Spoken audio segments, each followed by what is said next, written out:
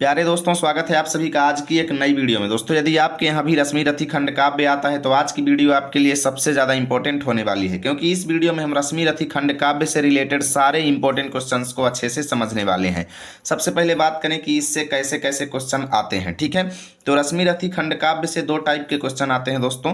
पहला आएगा कि रश्मि रथी खंड काव्य का संक्षिप्त सारांश लिखिए, और दूसरा आएगा कि रश्मि रथी खंड काव्य के नायक कर्ण का चरित्र चित्रण कीजिए। तो दोनों को ही आज की इस वीडियो में हम देखेंगे।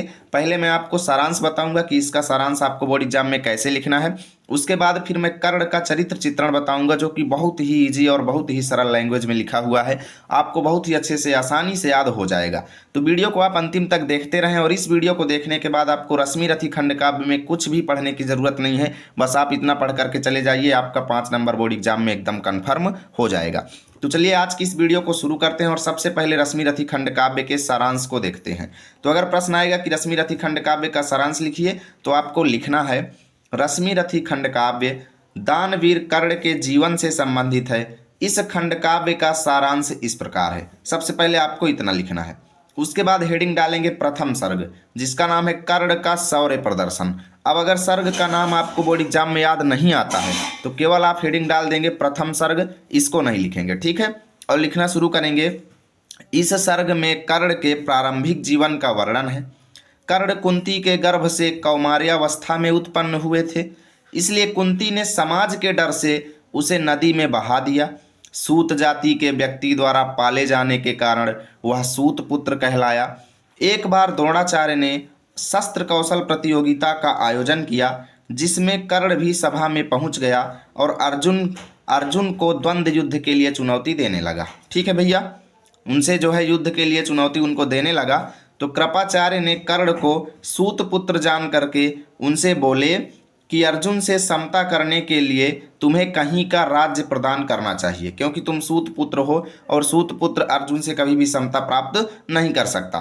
तभी दुर्योधन ने उसे अंग देश का राजा बना दिया। किसने? दुर्योधन ने क्या किया? कर्ण को अंग देश का राजा बना दिया, जिससे कर्ण प्रसन्न होकर के दुर्योधन का परम मित्र बन गया। ये था दोस्तों पहला सर्ग का सारांश। अगर बोर्ड एग्जाम में आता है कि प्रथम सर्ग का सारांश लिखो, तो आपको यहाँ से लेकर के पूरा जहाँ तक मैं बताया हूँ परम मित्र बन गया तक आपको पूरा लिख देना है। चलते हैं दोस्तों अगले सर्ग पर।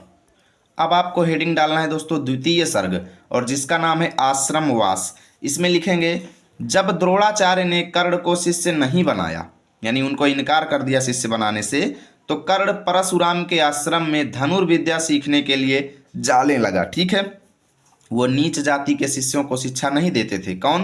परशुराम जी नीच जाति के शिष्यों को बिल्कुल भी शिक्षा नहीं देते थे, परंतु कर्ण के कवच और कुंडल देखकर उन्होंने उसे ब्राह्मण कुमार समझ लिया और शिष्य बना लिया। ठीक है, कुछ दिन बाद वो जान जाते हैं कि कर्ण सूत पुत्र हैं, जिससे क्रोधित होकर उन्होंने कर्ण को शाप दे दिया और कहा, मैंने तुझे जो भी विद्या सिखलाई है तू अंत समय में उसे भूल जाएगा।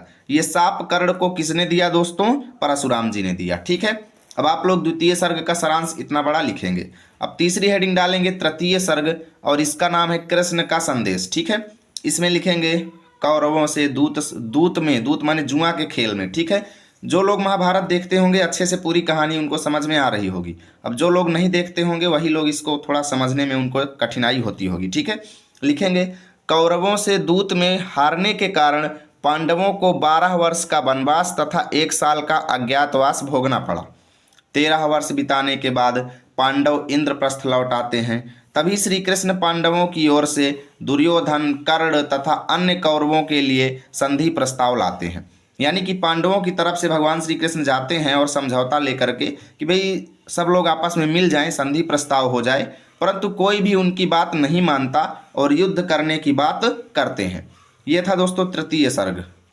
अब आपको दोस्तों हेडिंग डालना है चतुर्थ सर्ग कर्ण का महादान, और इसमें लिखेंगे इस सर्ग में कर्ण की दान वीरता का वर्णन है।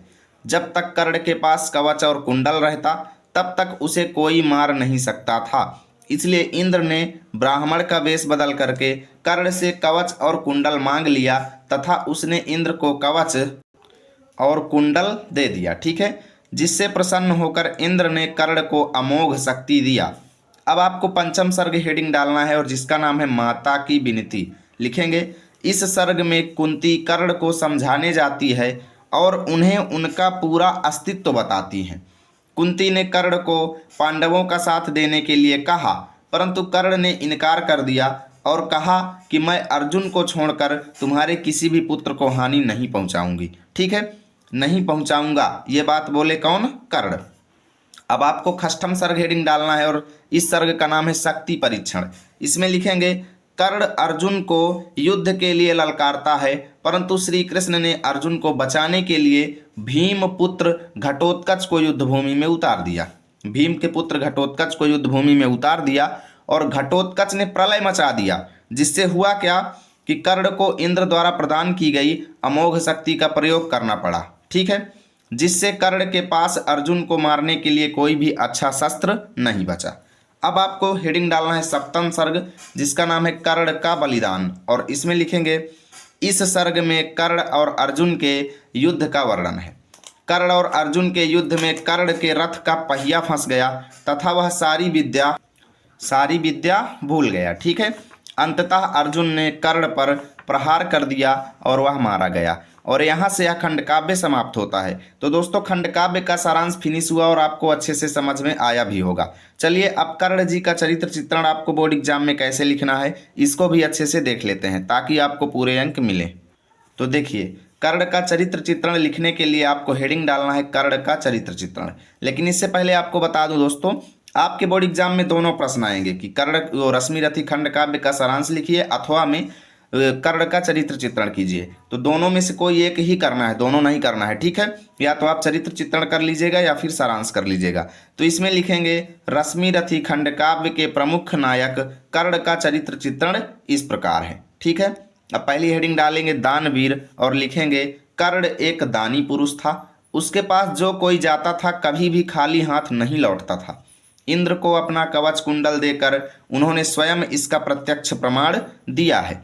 वह कहता है कि चाहे पलट जाए पल भर में महाकाल की धारा, वीर कर्ण का किंतु न झूठा हो सकता प्रण प्यारा। ठीक है, इतना आपको इस हेडिंग में लिखना है।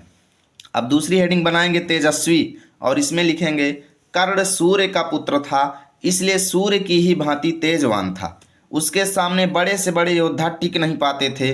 अर्जुन को मारने का प्रण लेने से उसके तेजस्वी होने का प्रमाण मिलता है। इतना आपको इस हेडिंग में लिखना है। अब तीसरी हेडिंग डालेंगे कृतज्ञ और इसमें लिखेंगे कर्ण के अंदर कृतज्ञता कूट कूट कर भरी है।